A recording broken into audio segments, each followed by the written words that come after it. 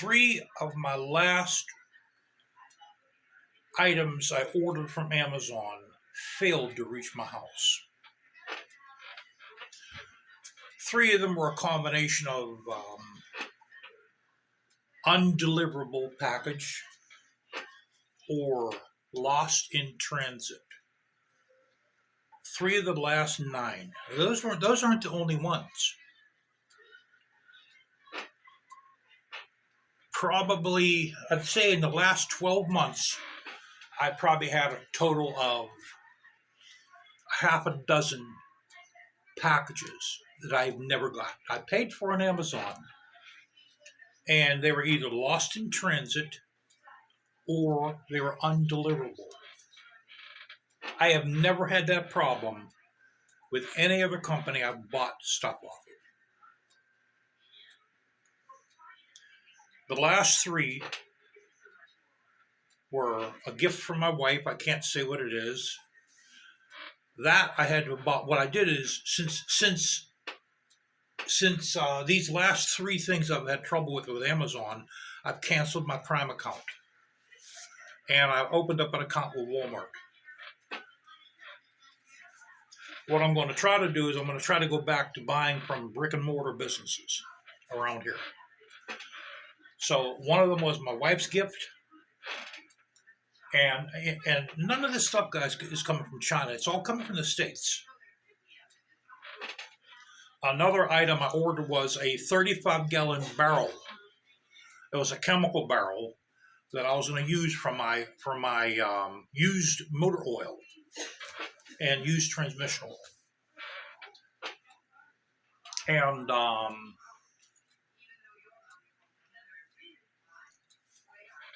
I don't remember what the third one is, but the third one wasn't the barrel. I don't think they want to put the barrel on their truck.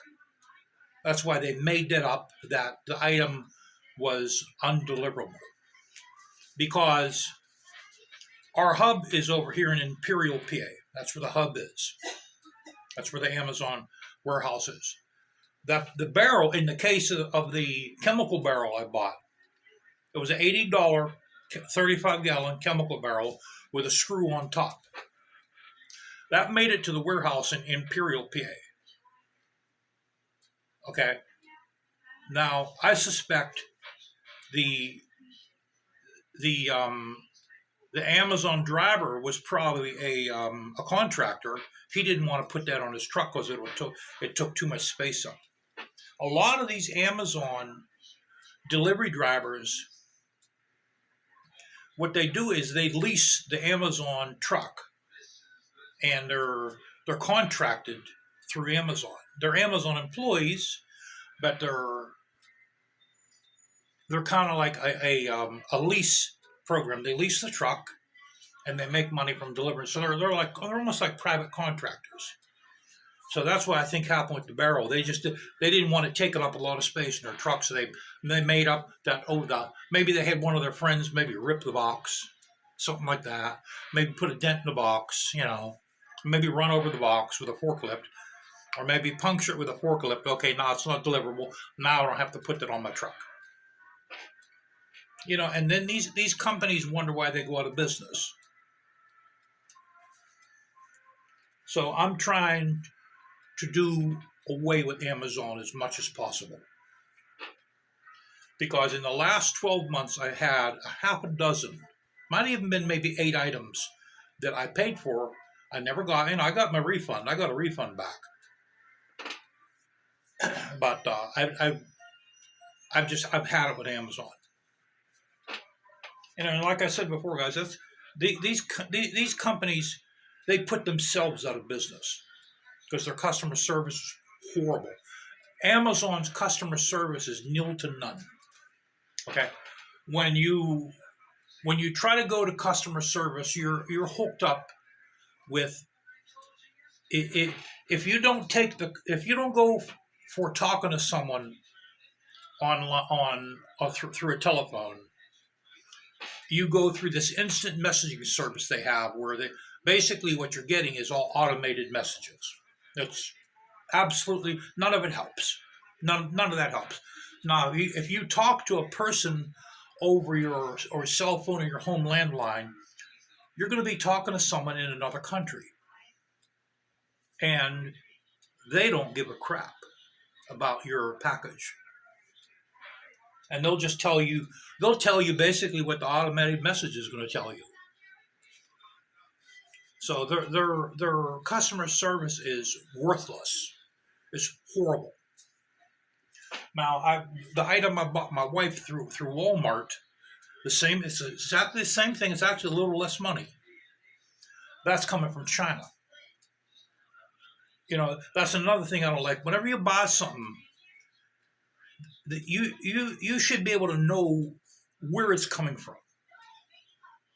Okay? Walmart has a lot of stuff from China.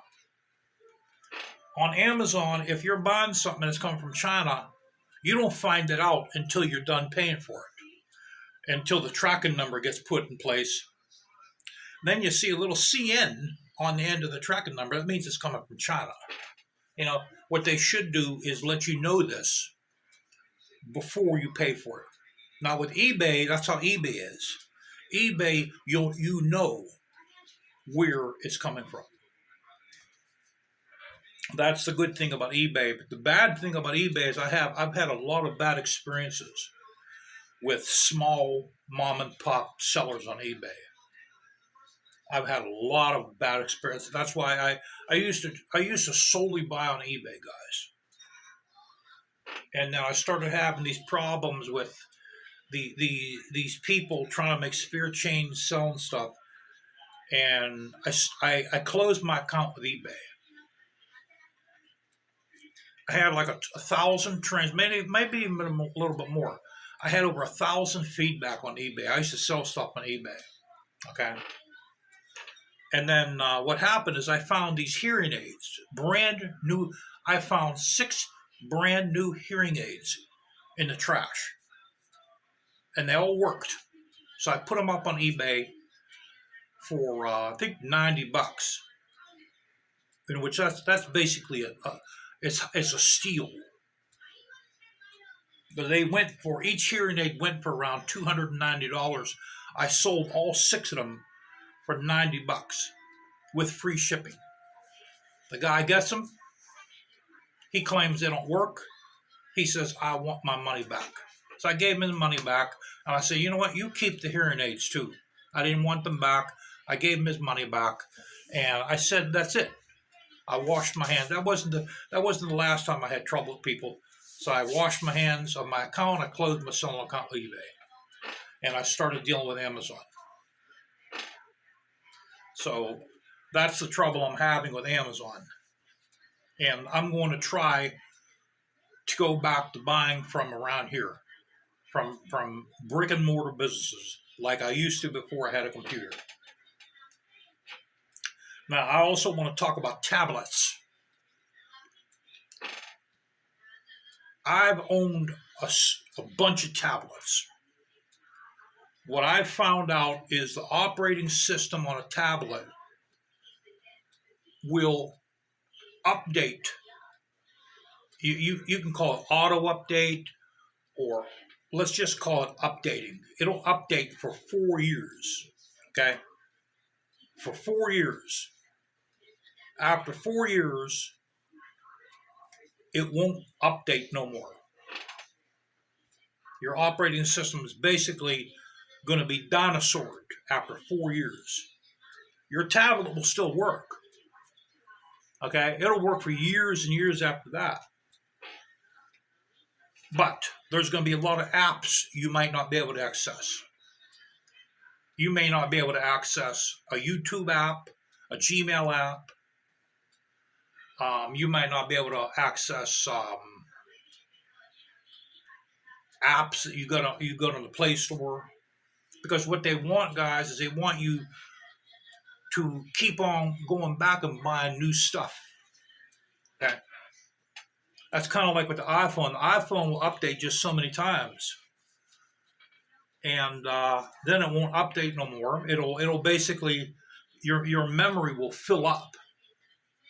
And then you'll get a message that it no longer supports that. Your iPhone no longer supports the update. So you're going to have to go out and buy another iPhone. This is how they keep the industry going. But so it's like if you go on, if you're in the market for a tablet, okay, and you're on a tight budget, maybe you want to find a tablet at 100, $150. You go on Amazon and you see a real nice Samsung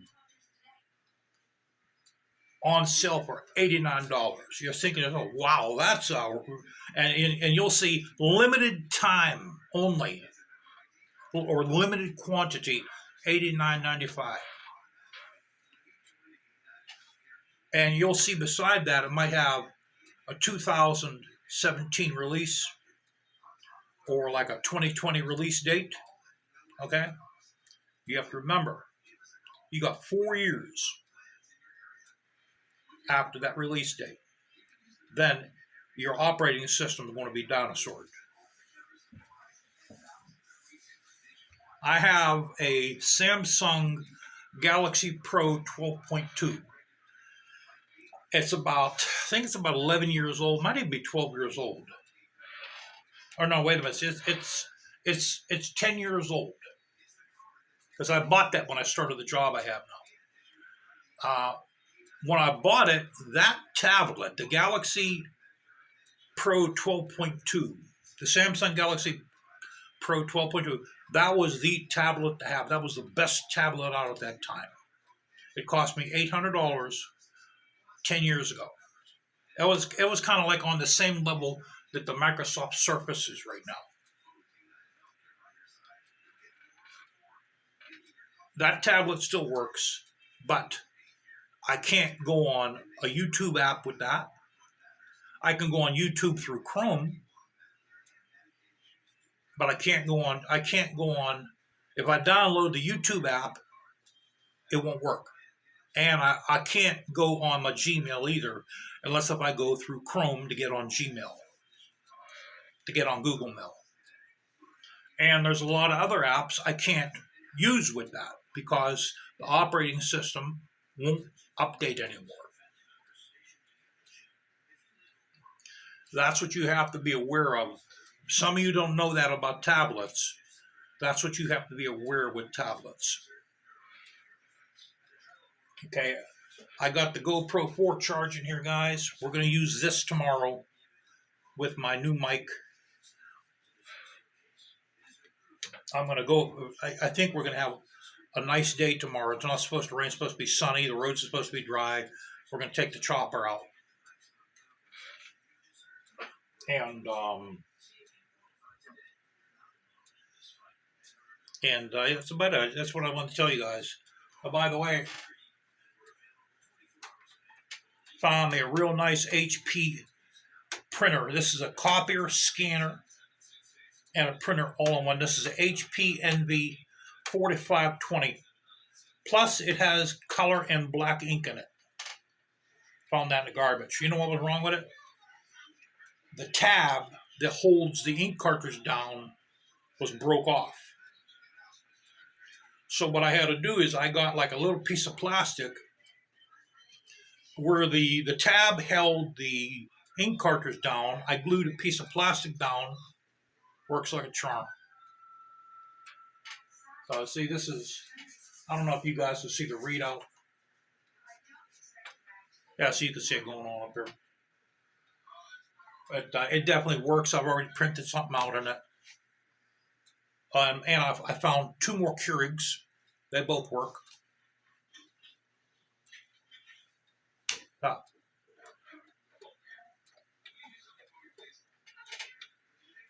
Let me see what else we got going on here.